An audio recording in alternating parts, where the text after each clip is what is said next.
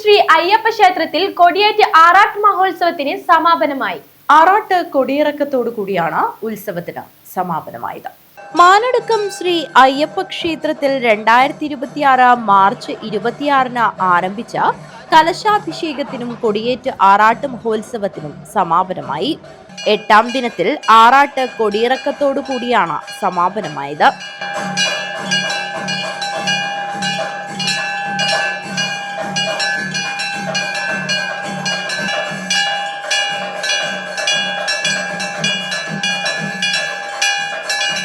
കൊടിയിറക്ക ചടങ്ങിൽ ശബരിമലയിലെ പോലെ കൃഷ്ണപരുന്തിന്റെ സാന്നിധ്യം കണ്ട സായുജ്യമണിഞ്ഞ് ഭക്തജനങ്ങൾ നിർവൃതി പൂണ്ടു.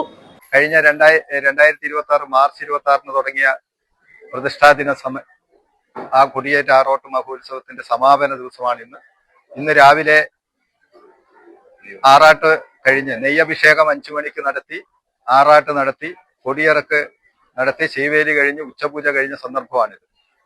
കൊടിയിറക്കുന്ന സന്ദർഭത്തില് യാദൃശികമായിട്ട് ഇന്നുണ്ടായ ഒരു ഭക്തർക്കുണ്ടായ ഒരു സായുജ്യം, കൃഷ്ണപരുന്ത് വന്ന് നമ്മളെ കൊടിക്ക് 3 പ്രദക്ഷിണം വലയം വെച്ച് പോയി എന്നുള്ളതാണ്. ഇവിടുത്തെ ഭക്തജനങ്ങളെ സംബന്ധിച്ചിടത്തോളം വളരെയേറെ വിശ്വാസത്തിന്റെ ഒരു പ്രതീകമായിട്ട് ആ ചടങ്ങിനെ കാണുന്നു.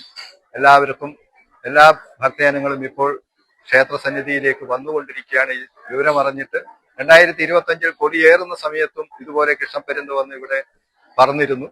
അന്ന് അത്ര ആൾക്കാർക്ക് വിശ്വാസം ഉണ്ടായിരുന്നില്ല, അതങ്ങനെ ഉണ്ടായോ എന്നുള്ളൊരു സംശയം ഉണ്ടായിരുന്നു. പക്ഷെ ഇന്ന് കൊടിയിറക്കുന്ന സമയത്ത് കൃഷ്ണപരുന്ത് വന്ന് നമ്മളുടെ കൊടിമരത്തിന് പ്രദക്ഷിണം ചെയ്തു പോയത് ഭക്തജനങ്ങളിൽ പ്രത്യേകം ഒരു അനുഭൂതി ഉണ്ടാക്കിയിരിക്കുകയാണ്. തുടർന്ന് കലശാഭിഷേകവും ഉച്ചപൂജയും നടന്നു. കഴിഞ്ഞ വർഷവും കൊടിയേറ്റ് സമയത്ത് കൃഷ്ണപരുന്തിന്റെ സാന്നിധ്യമുണ്ടായിരുന്നു. തുടർന്ന് മാതൃസമിതിയുടെ നേതൃത്വത്തിൽ വിളക്കുപൂജയും ദീപാരാധനയും നടന്നു. പെരുത്തടി ശ്രീ മഹാദേവ ഭജന സംഘത്തിന്റെ ഭജനാമൃതവും നടന്നു. സമാപന ദിവസം അത്താഴ സദ്യയോടുകൂടി 8 ദിവസത്തെ ഉത്സവത്തിന് സമാപനം കുറിച്ചു.